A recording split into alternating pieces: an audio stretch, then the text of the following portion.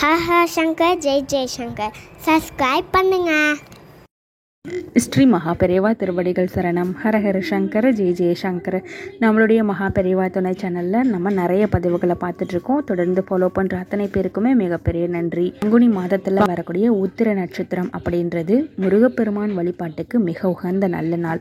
இந்த பங்குனி உத்திரம் நாள் அன்னைக்கு தான் நிறைய தெய்வங்களுக்கு திருமண உற்சவம் நடைபெற்ற நாள் அப்படின்னு சொல்லப்பட்டிருக்கு சாஸ்திரத்தில். நமக்கு தீராத கடன் பிரச்சனை, தீராத பண பிரச்சனை, திருமண தடை, குழந்தை பேரு தடையாகவே இருந்துட்டு இருக்கு, வேலையில ஒரு முன்னேற்றமே இல்லை, நிரந்தரமான ஒரு வருமானம் இல்லை, ஒட்டுமொத்தமாக வாழ்க்கையில் ஒரு முன்னேற்றமே இல்லை அப்படின்னு புலம்பிட்டு இருக்கிறவங்க எல்லாருமே முருகப்பெருமானை கண்டிப்பாக வழிபாடு பண்ணினீங்க அப்படின்னா உங்களுக்கு இருக்கக்கூடிய எல்லா வகையான பிரச்சனையுமே நிச்சயமாக தீரும். அதுலேயும் இந்த பங்குனி உத்திர நாள் அன்னைக்கு நீங்கள் முருகப்பெருமான் ஆலயத்துக்கு போய் முடிஞ்சா உங்களால் ஒரே ஒரு நெய் விளக்கு ஏற்ற முடிஞ்சிச்சுன்னா ஏற்றிட்டு வாங்க. நிச்சயமாக ஒரு நல்ல மாற்றம் உங்களுக்கே தெரியும். அதோடு கூட இந்த நாள் அன்னைக்கு நீங்கள் ஒரே ஒரு பொருளை நீங்கள் கண்டிப்பாக வாங்கிட்டு வந்து வீட்டில் வைக்கணும். இந்த பொருள் ஏற்கனவே உங்கள் வீட்டில் இருந்தாலுமே சரி, கண்டிப்பாக இந்த நாள் அன்னைக்கு நீங்கள் வாங்கிக்கோங்க.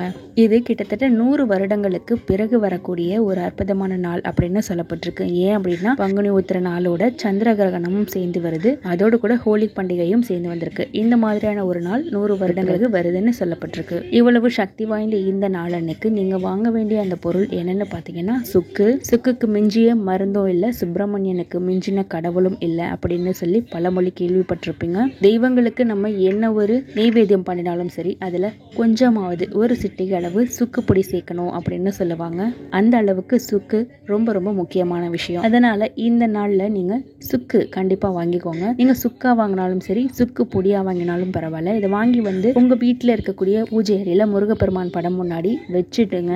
ஒரு நாள் முழுக்க அப்படியே இருக்கட்டும், அடுத்த நாள் நீங்க எடுத்து சமையலுக்கு பயன்படுத்திக்கலாம். இதை கண்டிப்பா செய்ய மறந்துடாதீங்க. ஹரஹர சங்கர ஜெய ஜெய சங்கர.